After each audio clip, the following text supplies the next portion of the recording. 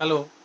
आप सबको मेरा नमस्कार। मैं हूं डॉक्टर उत्तम कुमार लेंका। मैं कंसल्टेंट डर्मेटोलॉजिस्ट ट्रैकोलॉजिस्ट हूं। आज मैं आप लोगों को दवाई से होने वाला स्किन साइड इफेक्ट के बारे में बताऊंगा। वैसे तो दवाई खाने से बहुत तरह का स्किन एलर्जी रैशेस निकलता है, लेकिन हम अभी जो आपको बताने जा रहे हैं वो है फिक्स्ड ड्रग इडप्शन। ये क्या है, डिटेल्स में जानते हैं।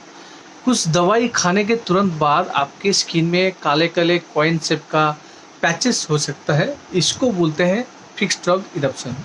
इसको फिक्स्ड क्यों बोलते हैं?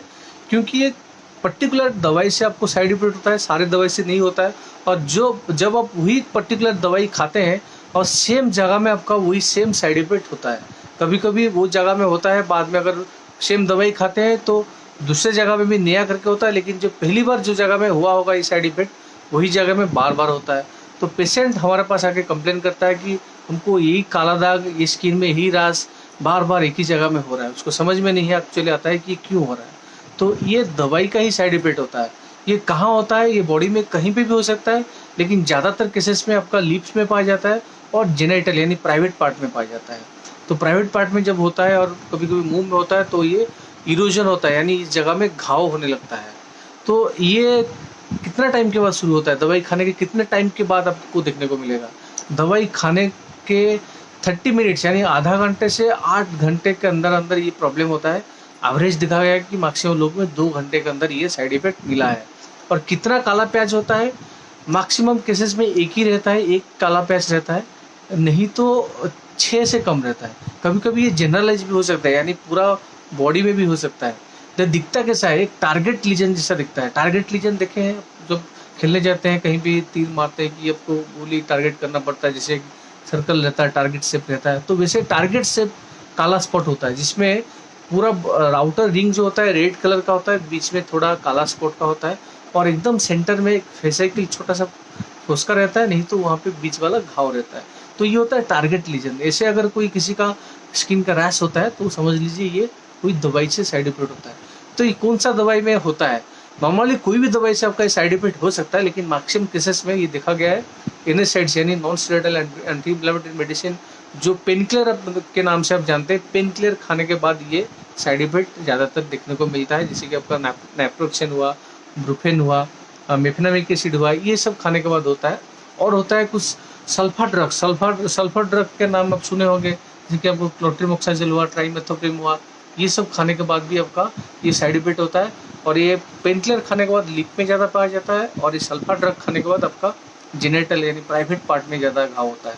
और आपका एंटीबायोटिक से भी हो सकता है, एंटी फंगल से भी हो सकता है। एंटीबायोटिक जैसे इरिथ्रोमाइसिन, टेट्रासाइक्लिन, ये ग्रुप का दवाई से होता है। सिप्रोफ्लोक्सिन से भी होता है।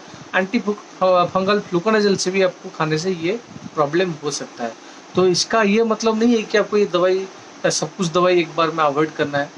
तो आपको अगर ऐसा प्रॉब्लम है, आप स्किन के डॉक्टर के पास जाइए, आपके नज़दीकी जो भी डर्माटोलॉजिस्ट है उनके पास जाइए। उनको वो आपसे हिस्ट्री पूछेंगे, आपको देख के ये क्लीन डायग्नोसिस कर लेंगे कि आपका दवाई का साइड इफेक्ट है। और उसके बाद आपको एडवाइस करेंगे कि आपको एक ड्रग डायरी मेंटेन करना है, यानी आपको मेडिसिन के खाता बनाना है, डायरी बनाना है। आप ज़िंदगी में कभी भी कोई दवाई खाते हैं तो उसका नाम वहाँ पे कंपोजिशन के साथ लिख के रखना पड़ेगा।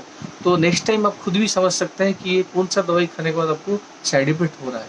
तो वही ग्रुप का दवाई आपको ज़िंदगी में कभी भी नहीं खाना है। आपको जब भी कोई डॉक्टर के पास जाना है, उनको जाके दिखाना है कि ये दवाई से हमको साइड इफेक्ट हो रहा है, प्रॉब्लम हो रहा है, तो इसको छोड़ के आप बाकी ग्रुप का कोई भी दवाई दीजिए।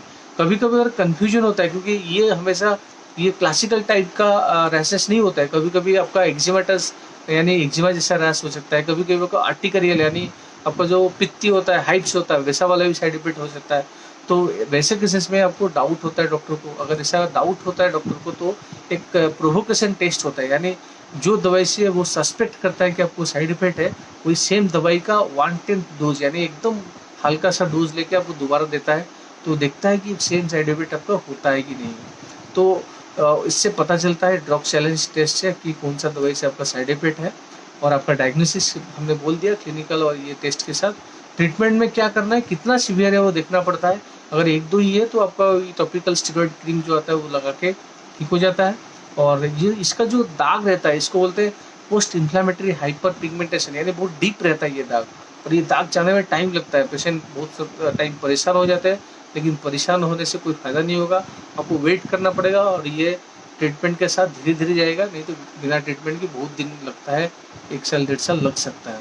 और अगर जनरलाइज़ है, कभी-कभी ये रिएक्शन जनरलाइज़ भी हो सकता है, यानी पूरा बॉडी में हो सकता है, बड़ा-बड़ा फोस्का हो सकता है, घाव हो सकता है, उस केसेस में आपको खाने के लिए ओरल स्टेरॉइड भी दिया जा सकता है, नहीं तो साइक्लोस्पोरिन भी दिया जा सकता है।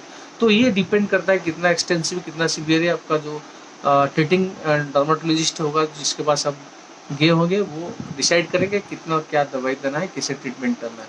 तो ये था छोटा-सा टॉपिक हमारा फिक्स्ड ड्रग इरप्शन के बारे में। अगर आपको ऐसा कुछ प्रॉब्लम है तो आप तुरंत जाके आपके डर्मेटोलॉजिस्ट से बात करिए। अगर किसी को ऐसा प्रॉब्लम है, अगर आप देखे हैं तो उनको ये वीडियो शेयर करिए। आशा करता हूँ इससे आपको कुछ ना कुछ इन्फॉर्मेशन मिला होगा। इसके साथ मैं विदा लेता हूँ। थैंक यू, नमस्कार।